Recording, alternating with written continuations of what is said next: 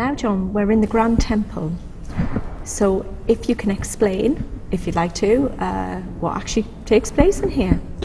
This is where Grand Lodge meets. Grand Lodge is the governing body of English Freemasonry. It's a representative body of all the members, and like all organisations, we have a rule book and financial affairs to run, and that's all done in Grand Lodge, which meets 4 times a year. But it's also used for other major Masonic meetings when we have a large number of people, because the room will seat up to 1,700 people. But increasingly in the last 10 years, we've been using it for other purposes. We have films, people coming in. A lot of people will know the outside of the building from the BBC series Spooks. Oh, yes. We've had the Hitchhiker's Guide to the Galaxy, part of that was filmed in here. We've recently had Matt Damon in filming a new film about the Iraq War, and Guy Ritchie doing part of his new film about Sherlock Holmes. Fashion shows, concerts, all sorts of receptions and presentations. Wow, that's amazing. It's very much a working building, not just for Freemasonry, and it gives the lie a little to this whole idea of Freemasonry being very secretive. Well, exactly. So everybody says, oh, Freemasons, that's secret society. But it doesn't sound that secret if you have people coming in doing fashion shows and filming, because I believe you had Sharon Stone here. We've had Sharon Stone, Matt Damon, Rowan Atkinson when he did his Johnny English film, all sorts of people like that. So as you say, it is a working building, so it does dispel the myth of it being as secret as people think. Now, we're sitting on this carpet. If you could just explain a little bit about the symbolism behind the black and white checky carpet. It has, there for 2 reasons. One is the link back to King Solomon's Temple again, where the flooring of the temple and the Holy of Holies was said to be black and white squares, but it's also got a symbolic meaning. It represents the light and shade of life, the good and the bad that you're likely to come up against through your passage through life. Okay. Now, all around this room, especially the ceiling, we'll have to take some shots so we can look up to that. But there's so many different things within the mosaics. We have I believe that's George and the Dragon. St George and the Dragon representing England, because we're the United Grand Lodge of England. And on the other side you've got Helios, the sun, in his chariot, taking the sun from the east to the west, representing the day. At the west end you've got Euclid and Pythagoras, who were the basis of geometry, the basis of architecture. And above the main throne, you've got King Solomon himself, Hiram, King of Tyre, who provided a lot of the material, and the ladder with representations of faith, hope, and charity, leading you up to God himself. In the corners, you've got the 4 cardinal virtues: prudence, fortitude, temperance, and justice, which are how we expect our people to operate, with prudence, temperance, and fortitude and justice. So when was this room built? This was built, the whole building was built between 1927 and it was officially opened in 1933. Is that how long it actually took It took 5 years to do it. It's not exactly a small building, it's 2.25 acres, the main site, and about 11.5 acres of floors on the various floors. Because looking up at the ceiling, you would think it was a painting, but it's not. These are... No, it's a mosaic. Individual They brought a group of mosaic artists over from North Italy, where they're famous for it, and they spent about 7 months on scaffolding up there doing it all. It's like the Sistine Chapel in a sense, isn't it? So they must have all been lying on their backs looking up. If you can just explain the star at the top. The ceiling is the sky, the canopy of heaven, which covers over everything, and the star is one of the major stars. It's a bit of an engineering feat in itself. It comes down on a hydraulic pulley and covers the whole of the centre of the floor when it comes down. It's huge, because it's about 60 feet up there. So it comes down. Why does it come down? I've changed the light bulbs. That's simple. Simple as that. You've got to change the light bulbs and it gets cleaned every so often. I guess so. And in each corner are there shields? Yes, they are the arms of Grand Lodge, which were adopted in the 18th century. We were given a grant of arms by the College of Heralds in 1919. And you had them in the ceiling and over the four corner doors. It's absolutely amazing. Now, what am I missing? There's a great big organ up here. A wonderful organ designed by Henry Willis for the building, a superb instrument. And the room can quite happily vibrate if the grand organist lets rip on it. Everyone's singing in a good tune, you might say. And again, we have stained glass windows. Is there any symbolism behind those? That's light. Mm-hmm. The rays of light coming down. And then, of course, you have, rather like the old guilds and livery companies, a lodge and Grand Lodge. They're ruled by a master and two wardens, or in Grand Lodge, Grand Master and Grand Warden. So you have the Grand Master's chair, and he's supported by a deputy and an assistant, and the senior and junior Grand Wardens in the west and south of the room. So how often do the Grand Masters meet with ceremony on the big occasions? The big occasions. Grand Lodge meets 4 times a year to carry out any changes and policy decisions. And then at the end of April we have the annual investiture, when the Grand Master appoints his Grand Officers, national officers, to help him during the next year carry out things all around the country. It's also used by, outside London, lodges are grouped in provinces, which are based roughly on the old counties, and the home counties provinces hold their annual meeting here. And any sort of major Masonic celebrations we would do in here. We recently consecrated a new lodge to meet in London, and there were about 750 people wanted to attend, so the constitution ceremony for that new lodge took place in this room. So how many people can be seated in here at one time? I think the fire officer allows us 1,700. Okay, that's quite a lot then. So I guess when people come here and they're all dressed up in their regalia, for want of better words, I bet it's quite spectacular. It's a fantastic side. It's a typical example of good British pageantry. I was going to say, all chaps together. Yes. And ladies? On occasions, we've had ladies who have come to address Grand Lodge. Of course, non-Masonic events that take place, very much a mixed audience. But on particularly something like the annual investiture in April, it's still, after 30 years of attending it, when you see it and you come in and everybody's sitting in their dark blue collars of office and apron. The Grand Officers of the year wear their chains of office, and we have a group called Grand Stewards who do the arrangements for the banquet after the meeting, and they wear scarlet, and it's very colourful and typical sort of English pageantry. Must be a wonderful feeling of camaraderie, I guess. There is, and I think that's one of the strengths. People quite often say, "No, how has Freemasonry gone on for so long, and how are so many?" United Grand Lodge of England, we've got about 255,000 members in England and Wales, and that is very much part of it. It's we seem to live in a very isolationist world these days, and all sorts of old associations are having problems and disappearing. But Freemasonry provides this sort of camaraderie and a bonding through the ceremonies, and I think that's one of its strengths these days. Well, I was going to say, do you think Freemasonry today is going from strength to strength, or is it keeping on what you would call an even plateau? We, like most voluntary organisation, membership organisations, we went through a pretty tough period in the late 70s, 80s and 90s, when the country as a whole had a lot of economic problems, things like that.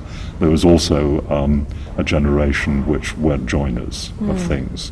But we seem to have come through that, and certainly the last 2 or 3 years we seem to have bottomed out on the membership, and in a number of areas, surprisingly the rural areas rather than cities and metropolitan areas, it's on the rise again. That's really interesting, actually. Well, I think it's we went through a period where things like church organisations, Rotary, Round Table, things like that, they'd been going through the same sort of problems, and in a lot of areas have disappeared, whereas Freemasonry didn't have such a great effect, and people are seeing it, particularly now that we've gone back to the business of being much more in the public view, and they see it as an organisation which does good in the community, and for a lot of people it provides them a social life. Exactly, yes, because I suppose there's always functions going on to attend to. Now the Freemasons, they do a lot of work for charities, but from what I've read from my studies, once upon a time there were hard and fast rules, and if a Freemason broke them, there was some kind of, I don't know if punishment is the right word, but they were brought back into line. But I think you've mellowed a little bit on your rules. We're very strict on people breaking the law or breaking our rules and principles. I mean, anybody misusing a membership, anybody who, if you're convicted of a criminal offence, then once the law has dealt with you and that process has gone through, you will come up into Masonic discipline procedures, and if you've had a custodial sentence, that's it, your membership is ended. And there's no exceptions? No. Okay. No, not at all. It goes back to the whole business of the basis in morality and high standards. And if you can't keep those high standards, then you can't be a member of the club, as it were. Now you've been a Freemason member for quite some time. Coming up for 39 years. That's quite some time, so you must enjoy it here. I do, and it's one of the things which in the last few years journalists sort of say, well, you know, if it's the same ceremonies, if you don't get anything out of it in a material sense, to which I would say, well, why do you have to get a material benefit out of something? He said, no, why do you? I said, because we enjoy it. Exactly. It is the same basic ceremony each time, but you've got a different group of people doing it, you've got a new member going through it. That makes a difference. And I've been incredibly lucky working at the centre. I've been to all sorts of places, met all sorts of people that I couldn't imagine I would have done in any other sort of walk of life. And the fascinating thing about it is I've done quite a bit of travelling, speaking about Freemasonry abroad, and I think what encapsulates it is that I can fly somewhere, be met at an airport by whoever's going to look after me to whichever Masonic group I'm going to. I'm usually being put up in a hotel, but instead of being taken straight to the hotel, I'll be taken to somebody's home for a cup of tea or a cup of coffee or something. Yeah.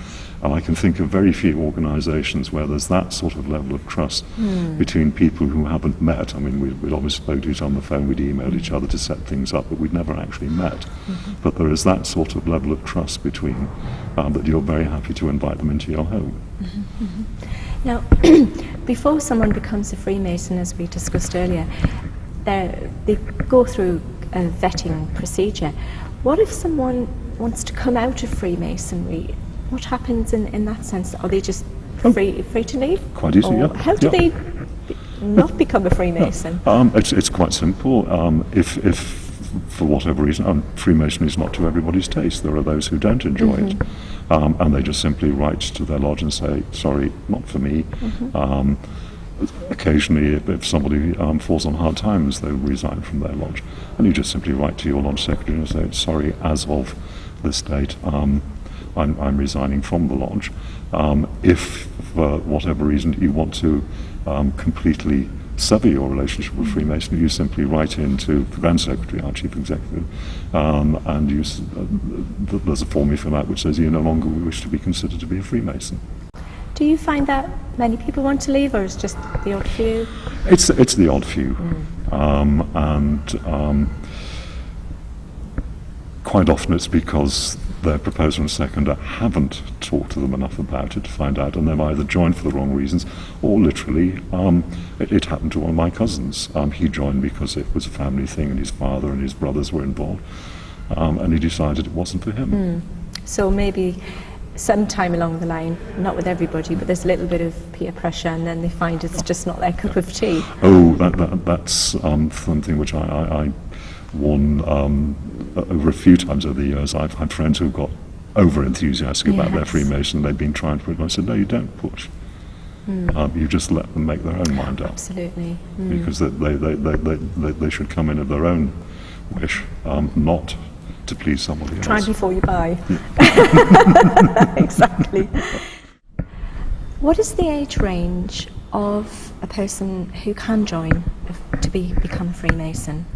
Traditionally, 21 is the youngest, but you can, by what we call dispensation, be initiated under 21, and that's happening a lot at the moment.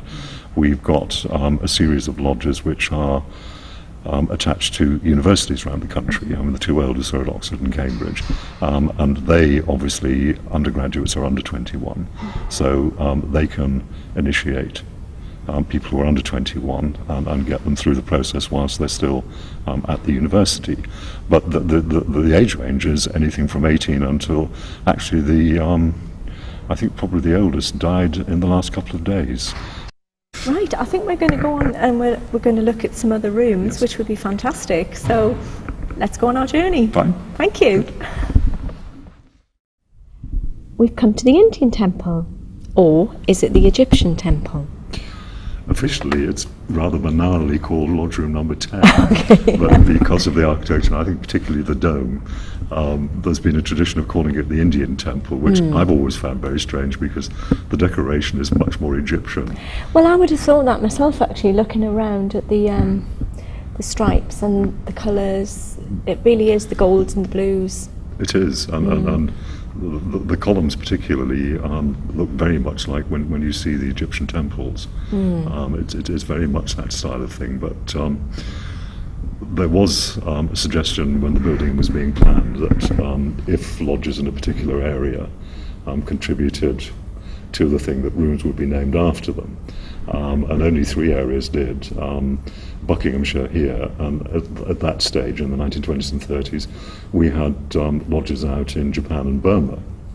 And the lodges in Japan and Burma contributed the maximum, so there are 2 rooms on, which are rather plain, on the floor above this, which were known as the Japan and the Burma rooms. So everybody used to insist, no, this is Lodge Room Number 10, but you can't stop people doing it. And most people say, oh, the Indian temple. Yes. So it's not just that people who are Indian will come into this temple. It's a real mixture, but it's just dedicated. It's just people think, oh, this looks Indian. That's the Indian room. Yes. If you can explain about the temples, the pillars. Yeah. The pillars come in 2 ways in Freemasonry. You have the 2 pillars, which the ones at either end and yes, here, which there were supposedly 2 pillars outside the entrance to King Solomon's temple. Then you've got 3 others, which are of the Doric, Corinthian and Ionic orders of architecture, which you find at the master and the warden's pedestals. They represent wisdom, strength and beauty. Wisdom, King Solomon. Yes. Strength, King Hiram, who produced the material for the building of the temple. And beauty, Hiram Abiff, who was the third of the legendary original Grand Masters, because he was the architect and the designer. But it also represents the wisdom and strength and beauty that you find through life. It is absolutely a remarkable building. I mean, in the centre of London, people wouldn't even know this really existed till they came inside. No, when I first started working here in the early 1970s, one or 2 of my friends from university and people from where I worked in the northeast before who came down to London, and they'd say, well, we've been through Covent Garden area before, and of course we've seen this, but we just assumed it was a government building or something like that, because it is rather stark on the outside. And now they think it's the Spooks building. Now they think it's the Spooks building, and that goes back to secrecy again. One of the things that really tickled me recently was a friend of mine said to me, had I seen the MI5 website? I didn't know where MI5 had a website. There's an MI5? There is an MI5 website. Look at that. And I said, no. He said, oh, you're mentioned on it. and they've got a picture of the tower entrance, which is supposed to be the MI5 entrance in Spooks. Okay. And there's a little bit under the front saying, this is not Thames House, this is the Freemasons Hall in Covent Garden. Thames House is not open to the public, the Freemasons Hall in Covent Garden is. But this isn't Covent Garden, is it? We're just on the edge. Oh, we're just on the edge, Yeah. right. Okay, because I think of the markets when I think Yes. of Covent Garden, No. so we are literally on the edge of it. Now this is dissected, well, really into three. There's no pillars over here. Why is that? Just the architect's fancy. Because normally everything is north, south, east, west. Yes, in the tradition of all sorts of temples, they were usually on an east-west axis. So figuratively, where the masters sit is in the east, and that goes back to the business of knowledge and learning was supposed to have originally come from the east. Oh, right, okay. So that the senior warden's in the west, the junior warden in the south. And that's the standard configuration wherever you go around this country. Although the architecture might be different, the lodge room will be set up in the same way, with the master and the wardens in those positions. In London, the secretary and the treasurer tend to sit at the desk. In other places, they might be in different areas. But same basic layout wherever you go. Well, you say knowledge originally comes from the east. Which part in particular? It's a sort of very general east. That there was this idea in the late 1600s, the 1700s, when they were beginning to physically discover more of the world, let alone start thinking about ideas. And that there was this idea because classical times, Greece, and the Greek philosophers. As we've seen, Pythagoras Exactly, and the other Pythagoras one, and yes. Euclid. Then before that, it was supposed to be in Egypt, and where all the learning was, and where the original mystery religions were. And of course, they didn't know much beyond that. They knew there was stuff beyond that, but they didn't know. So, for the 16th and 17th and 18th centuries, the East was that area of the sort of Western Mediterranean, Right. down to the Gulf area, and that was where knowledge and learning were supposed to have started and developed. In your opinion, where do you think really the first knowledge came from of esoteric subjects?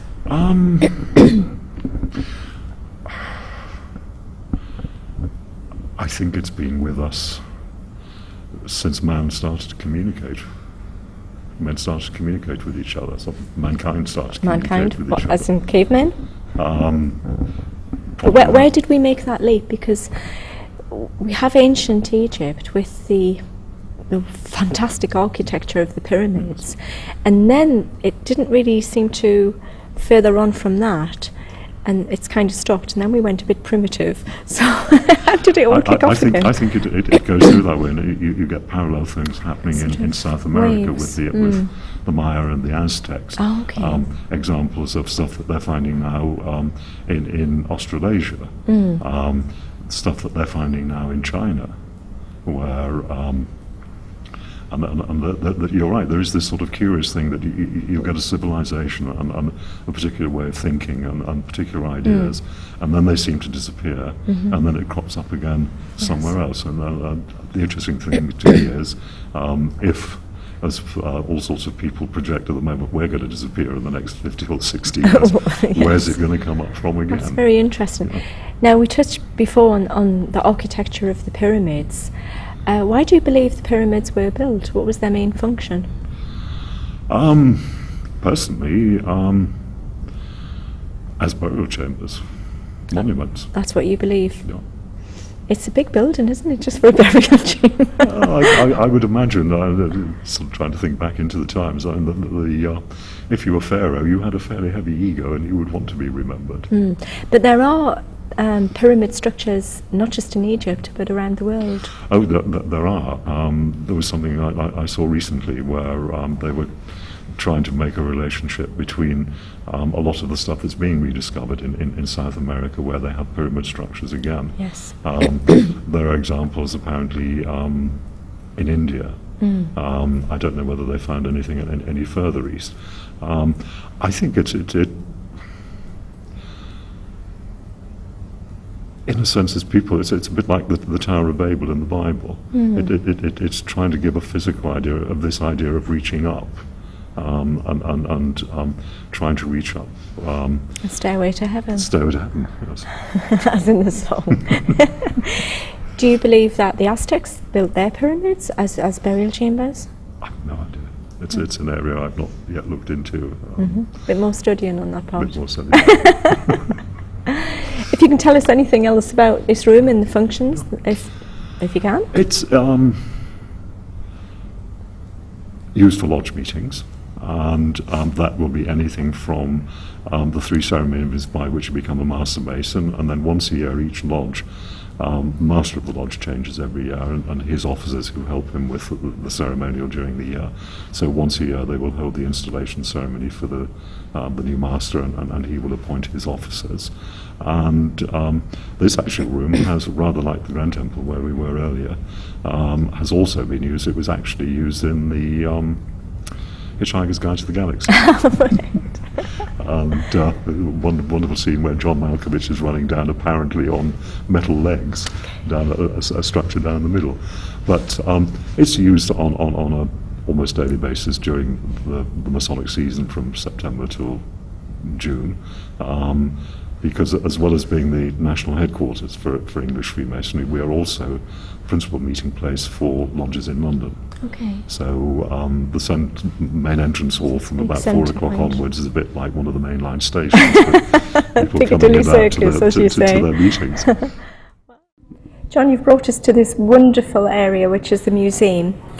And there seems to be things from all over the world. If you could just tell us a little bit about the collection. We've been very lucky over the years. Members and members of the public have been very generous and donated stuff. And it's quite an amazing collection because, it certainly is. As well as the normal thing that like regalia and the medals that Freemasons wear, it's part of what we were saying a little earlier about Freemasonry having been very public for most of its existence. And in the 18th century, from about the 1750s, enterprising glass and porcelain manufacturers and people who made domestic wares suddenly found they had a new market.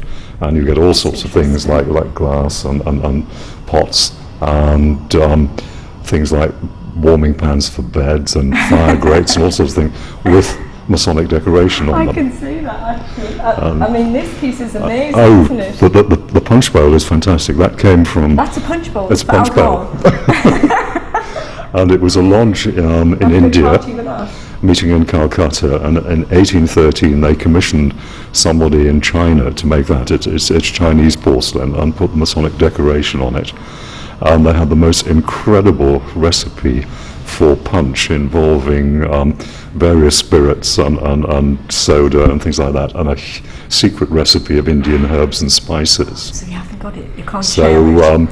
There is somebody still, because the lodge came back to this country in the 1970s, and there is somebody in the lodge that has the recipe. Well, let me know when you have the party. You fill up the punch bowl. But, what else can you show us around here? We were talking earlier on about famous Freemasons, and here we've got Winston Churchill, who was the wartime Prime Minister, was a Freemason in the very early part. His apron and the little pouch he kept it in. And this is someone who I had the privilege of meeting. It was a Lieutenant Commander Tommy Gould, who was one of the Navy men who won a VC in the last war. And he was very involved in Freemasonry, his Master Mason's apron. And I think going on from the VC,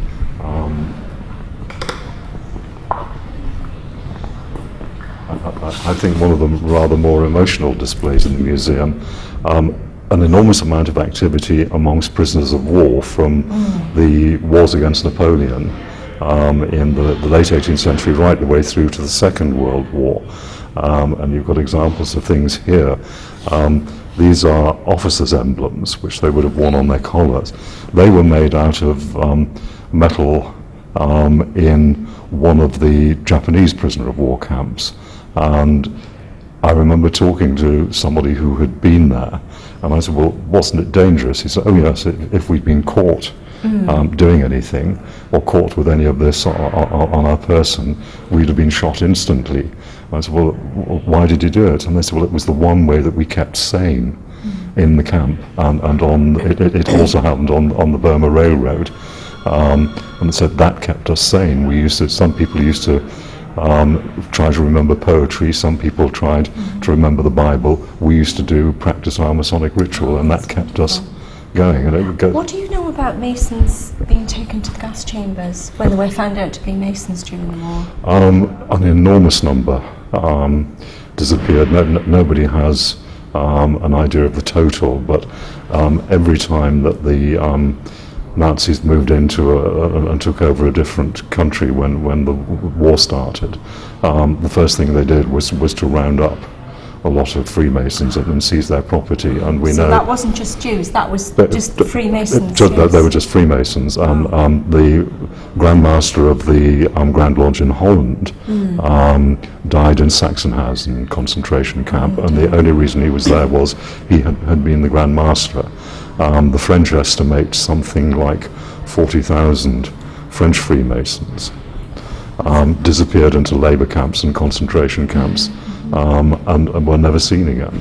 Why do you think that was? Oh, it's Hitler had this idea of there being this sort of Jewish Masonic communist conspiracy to take over the world, and it wasn't just he. It was something that was happening in the late 19th, early 20th century, and during the First World War, this idea, crazy idea, grew up. I mean, communists don't like Freemasonry either. But well, you've said before, it's all about freedom of thought and expression, isn't it? It is. And anything where that's involved with that seems to be happening today again, doesn't it? Or it is. It's one of.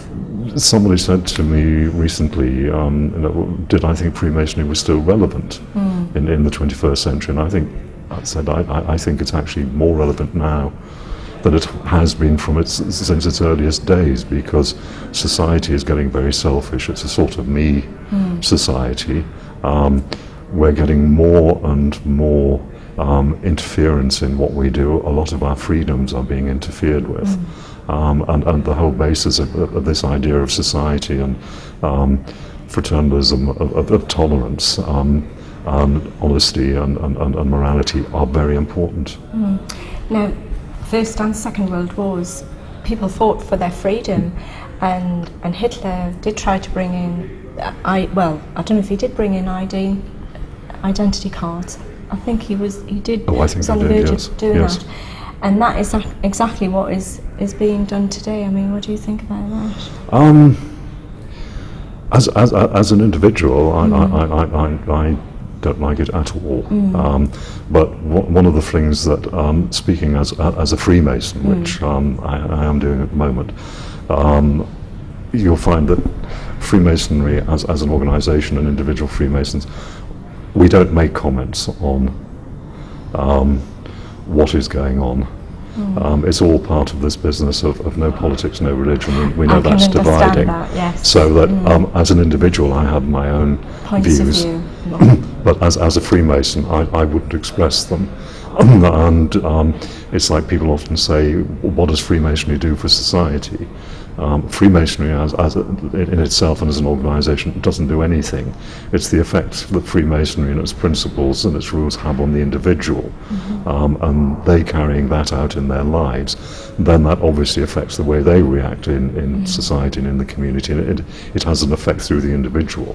But Freemasonry, it's not a lobby group, it's not a political party.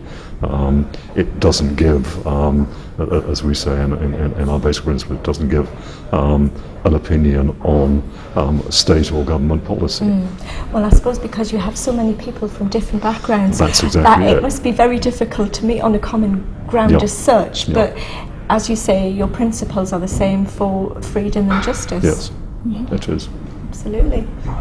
This is how the Master's Place would have been set up in the 18th century, where there was some wonderful 18th century furniture still survives. It's the Master's chair. That is a spectacular piece, isn't it? And again, you've got the two columns, and then in the sunburst at the top, yes, you've got the square, the set square, which is the master's emblem of office, which he would wear on his collar. The pedestal, you've got the Bible, or as we would call it, the volume of the sacred law, because that has to always be open, present and open at a meeting. But obviously, to a Hindu or a Parsi, it's not their sacred volume. So if a candidate came who was a Muslim, a Parsi or Hindu, they would use their holy book, which would also go on the pedestal. But as we are basically still a Christian country, the Bible would always stay there. And on it again you have the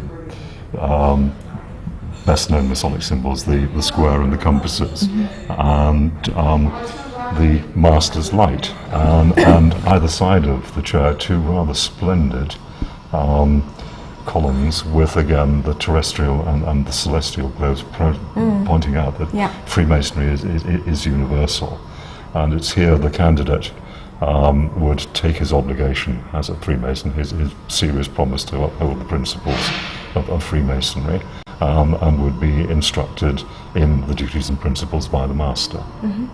This is one of the more spectacular museum pieces. Augustus Frederick, Duke of Sussex, one of the sons of King George III, was our Grand Master from 1813 till his death in 1843. And for his 25th anniversary, they decided to get up a subscription to give him a present. And Garrard's, the Crown Jewellers, made this. It's a table centerpiece for a dining table, quite a dozen size of a dining table. It is, isn't it? It's 2,002 ounces of pure silver. And again, you've got geometry, geography. You've got the idea of a temple, the pillars again, the sun on the top, and the pedestal with the Bible and the square and compasses on it. It's absolutely incredible.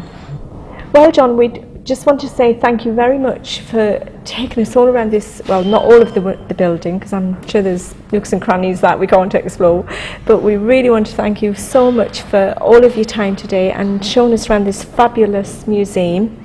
And I do hope that we can come back in the future and add a little bit more to this programme that we've done, and I hope that you've enjoyed having us too. It's been a pleasure to have you, and I hope it might stimulate anybody who sees the programme to come in, because we are open to the public. Yes, I mean, if you just want to say a few words about how people can come on the tours and have a look around here. It's where we're open Monday to Friday from 10 till 5, and provided the Grand Temple is not in use, we do tours at 11, 12, 2, 3 and 4 from the Library and Museum, and you simply turn up, register with the front desk and come up. If you want to come in and use the Library and Museum, they're open again. Saturdays we have an official conducted tour, which is always pre-arranged, but any other time, come in and see us and just have a wander around. And yeah, so as I say, people don't realise that you can come in, but they can. But thank you so much for having us today. It's been absolutely fantastic. We've loved it. It's been great. Thank you. Thank you so much. Cheers.